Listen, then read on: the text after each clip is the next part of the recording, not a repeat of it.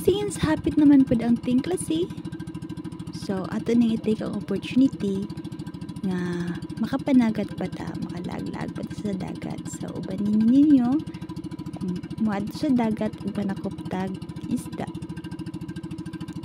Abi na og sa una sayon ra kayo manakop og isda kada bitang dali ra kaayo, pero pag uban ako ko halal lisod man day kaayo dapon ang isda. Uy, lisod kay sila pakaunon ilaron sa mga kanaimong bingwit.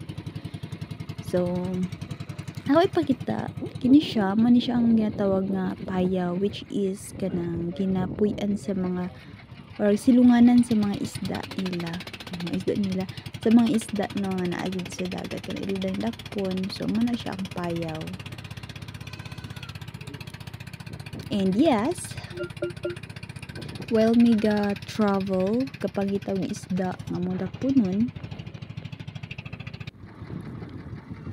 nagsugod na dayon siya og kanang kuan, na prepare din siya sa iyahang kanang si tawag kanang iyahang paon din siya. So ano butangan din niya kanang kuan taga para madakpan ng isda, of course. So and pagkaman din na iyan na din na siya ikuan ipaguyod-guyod. Tanaw na to kung naay mukubit nga isda. So yung anaon ra siya, ipaguyod-guyod dayon.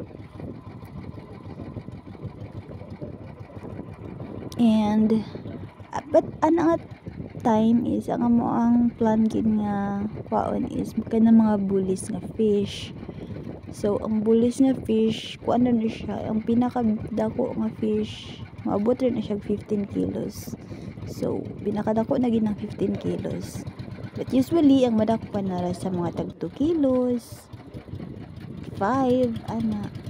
So kana siya dahil ginagamit para pagdakop sa bulis. So daghan kini siya nga taga nga ginabutang ana gusto kanang gikuan kabitay-bitay para kabantay man ang galukso-lukso nga mga fish mo na siya ang bulis. Galukso na sila kay gadakop man na sila og mga gagmay nga fish ilang ginakaon. So man lang ginadakop-dakop man na sila nga nara sila sa babaw ana. And trivia lang pod, kabantay man ng mga birds sa dagat. So pag naadto na sila pasabot po dayon kay kana bitang mura sila gatus mo sa tubig. So wala na ko na videohan, pero ano na siya naay nga nga birds gailog na sila sa bulis sa gagmay nga isda kay gagmay man pud nga fish ilang ginakaon ato.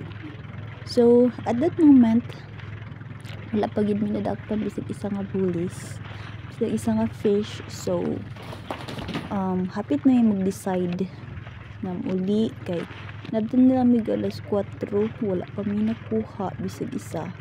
So yeah,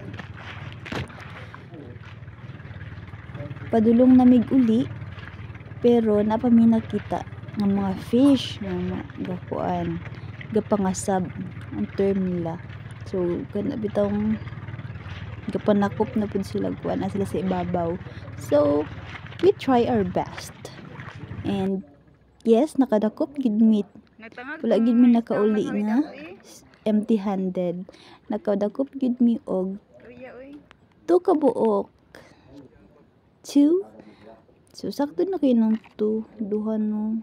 Thank you kay sa dagat tinagid mi 2 kaayo. So kana siya hapit pa gid siya makatakas kay isa tiyan ra siya, nasangit ra siya, wala siya nakakaon. So that's it for today. Till next time, see you soon. Yay! Can I run your fish?